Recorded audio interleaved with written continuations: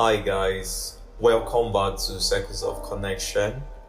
How have you been? What has been going on in your life, your relationship life?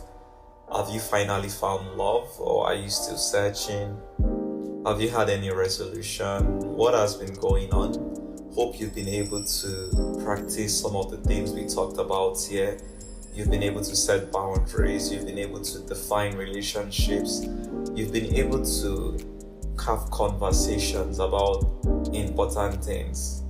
We are slowly ending the month June, and June is like the 6th month of the year, and it's like the ending of the first half of the year.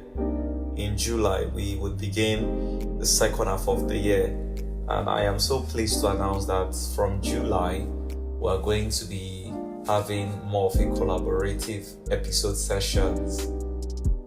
So we're going to be listening to other people add their views about certain topics, about some things that we would all like to have a second opinion about. So from July, that should be the way forward for Circles of Connection. So this might probably be one of the last episodes where I would be the only one speaking on the show.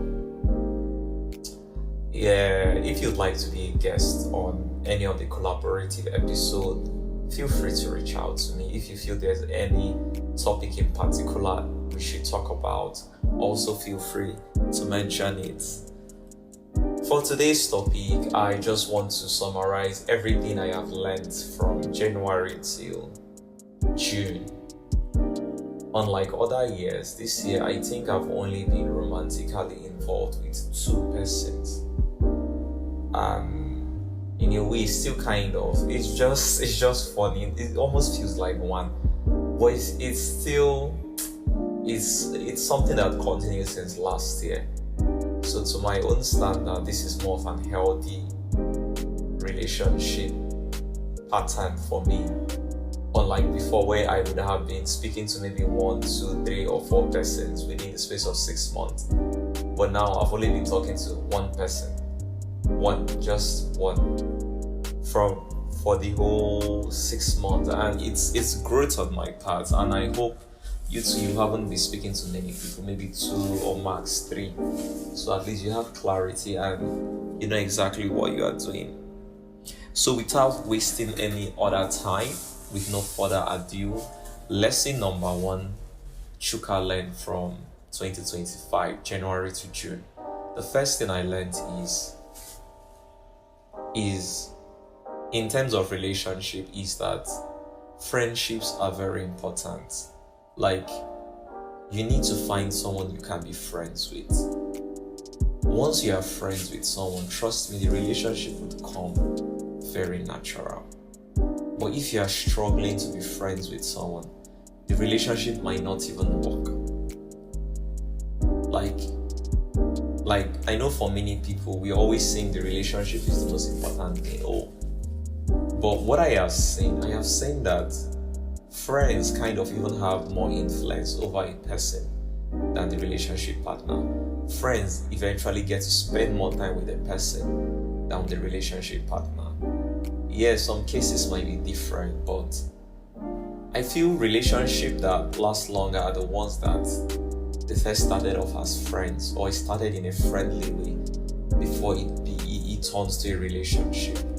So my take home is that if you want a long, healthy relationship, have a relationship with someone that started off as your friends, like grow into the relationship. So that's one. Another thing I learned from June till now, in the terms of friendship, is someone may be good to you, someone may be nice to you, but the person may not be qualified to be a friend to you. Meaning that the person can have good intentions for you, but if you begin to relate to the person as a friend, you'll face a lot of setbacks, you'll be a bit stagnant, you wouldn't go far. You have to start dealing with a lot of things, all because that person is your friend. So what I'm saying is, you can love somebody, someone can love you, but always learn to differentiate your feelings from reality. You can have all the feelings in the world for a person. You can like someone, you and the person might respect each other, but it doesn't mean that you guys should be friends, because where you are going and where they are going could be completely opposite. Some people are looking for the next best thing. Some people are looking for now, like I want something good now. Why some are trying to build something good. Like, you have to find someone that shares very similar mindset, someone that your future is attractive to the person, you're attracted to the person's future. Like, in the next 5 years, you guys will still be relevant to each other. Not those kind of friendship whereby we just go out and drink. No, we want a friendship that even when you have kids, you guys will still want to keep the friendship. So that's something I learned about friendship. And the final thing I would say, like a personal lesson for me, is I we might know it, but to me it's only made sense to me this month, and that is, never let anyone, any situation stop you from doing the good thing you want to do. Like, never let anyone or anything stop you from doing that good thing you've decided to do. So to me, for example, for me, I kind of have the intention of loving a person, treating a person nice, and being there for a particular person. But most times I kind of want to have a condition. I don't want to waste this effort on the wrong person. So I kind of need the person to give me assurance, like, be in a relationship with me and let me give you this thing, or let me be good to you as long as we're in a relationship, or I'll be this good to you as long as you are responding to me. But this month, I came across a video clip where someone was talking and the person mentioned something like, many times, many people set out to do something good, and because the other person misbehaved, they no longer do the good thing. Now, what they don't understand is that there was a blessing attached to what you were going to do, and the moment you aborted it, you missed out on the blessing.